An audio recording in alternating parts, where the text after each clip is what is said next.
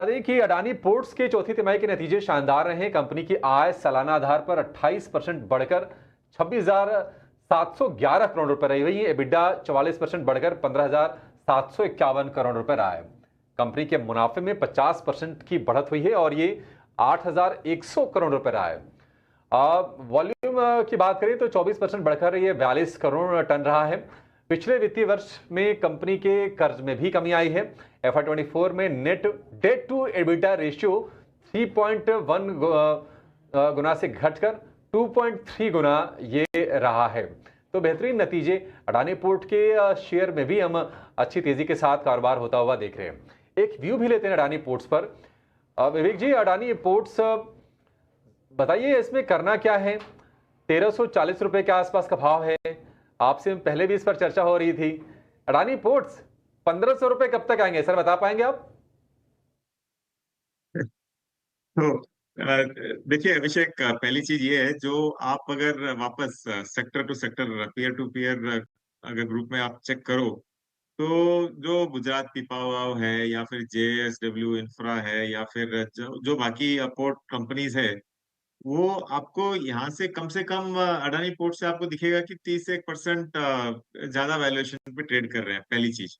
दूसरी चीज, जो इंफ्रास्ट्रक्चर अडानी पोर्ट्स का है, जो फैसिलिटी है, वो वर्ल्ड क्लास है।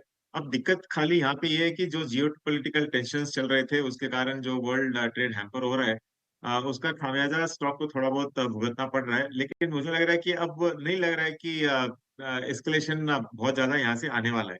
अब वो तो बात की बात है, आए नहीं आए ये मुझे नहीं मालूम है। लेकिन अगर आप बाकी ऑल थिंग्स पुट इक्वल, मुझे लग रहा है कि ये 1500 आपको कोई भी मूवमेंट दिखा सकता है।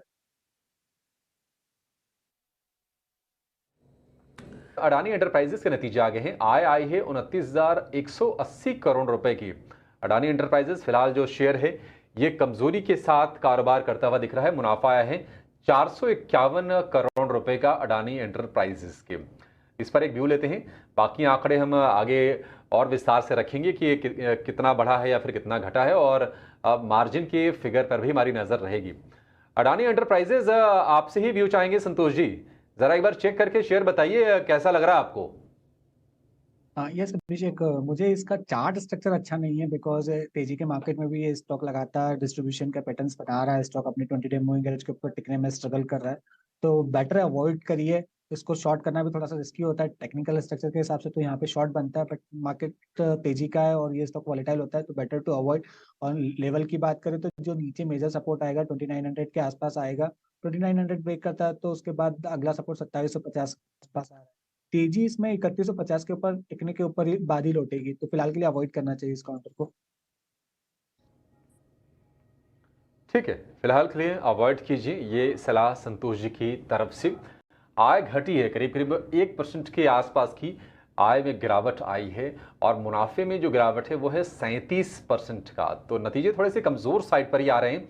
आपको अवॉइड करने की भी सलाह दी जा रही है इस शेयर को लेकर।